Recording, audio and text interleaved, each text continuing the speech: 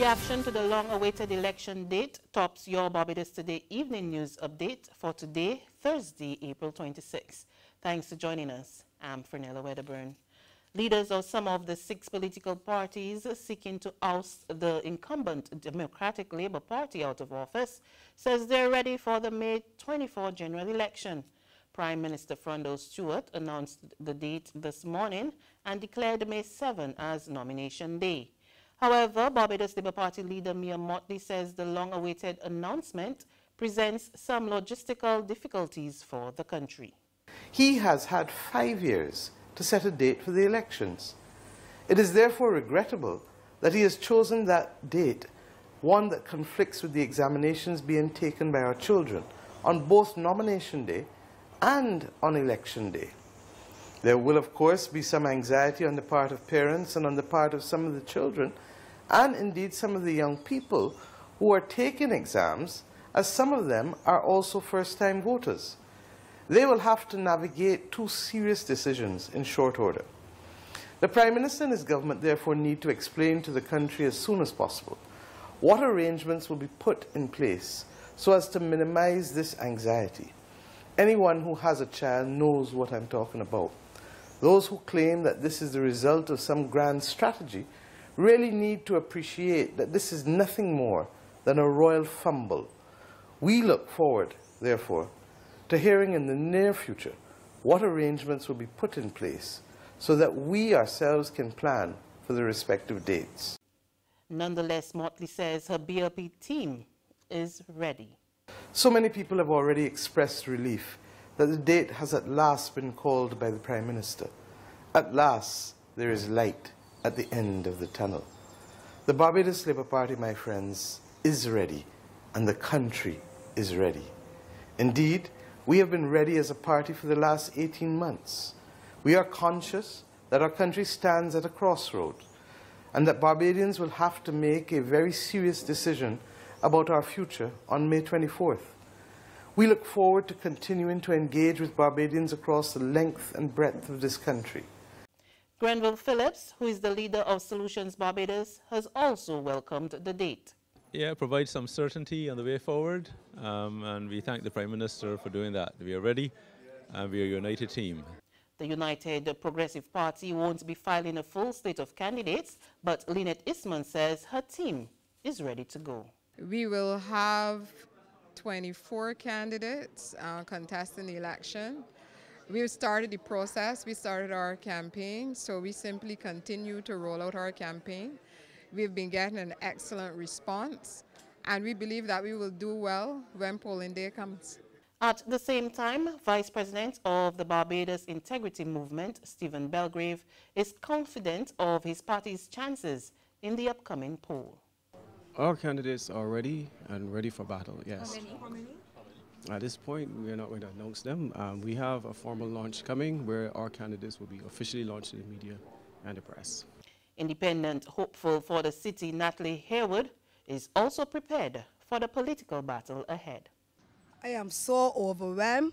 I am so excited, a little jittery, but I am ready. I am prepared for this nomination. I am prepared for election. I just ready to go forward.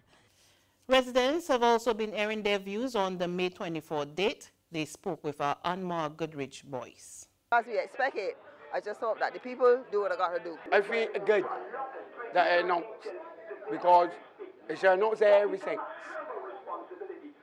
About time now to announce. Not upset about it because it's, let us look at it from the point of view that the Prime Minister's prerogative is to call it at his own time. And he has not gone as far in to have exceeded the time of calling the election. I'm proud about that. But he should have called it ever since. I wonder why he waited so long. He should have called it ever since. A long time ago he should have called it. There's regional and international news after this short break.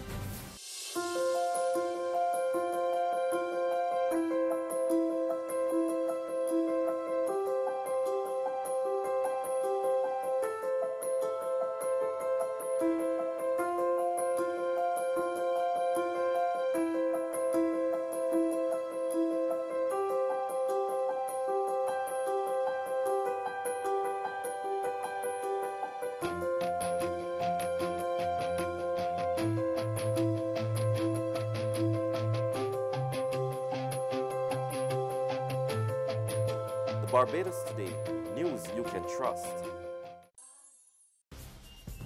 On the regional scene, the increasing number of police officers finding themselves on the wrong side of the law is causing Grenadian Prime Minister Dr. Keith Mitchell much concern. According to reports, during the first quarter of this year, several lawmen were charged for crimes ranging from drugs to sexually related offenses.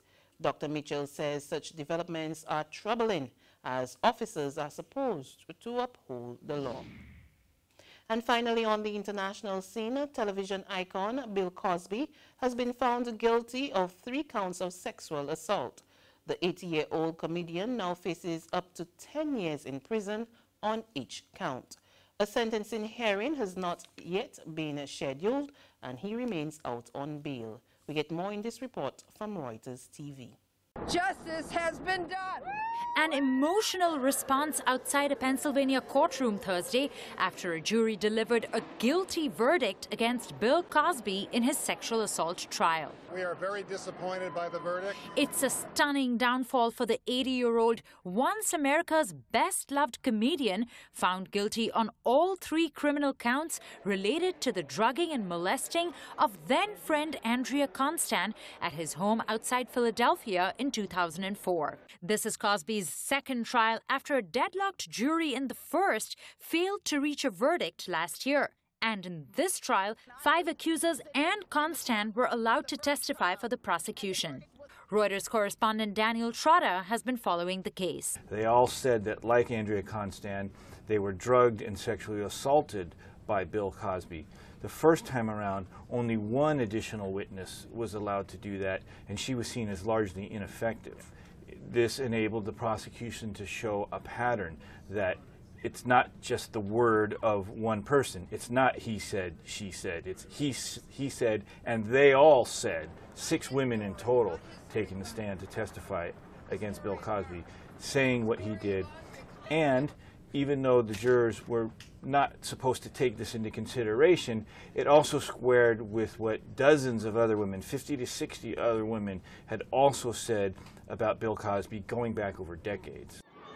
Shortly after the guilty verdict was announced, Cosby lashed out at the district attorney Kevin Steele, calling him an asshole for arguing to revoke bail, which has been set at $1 million pending sentencing at a later date. And that's news, but for the very latest, visit our website at www.barbadostoday.bb. You can also subscribe to our e-paper, email updates, or like us on Facebook. We're also on Izumi Media and bus terminals, as well as screenplay at supermarkets and gas stations near you. And for the very latest, you can also hear us on Mix 96.9 FM. I'm Fernella Wedderburn. Good evening.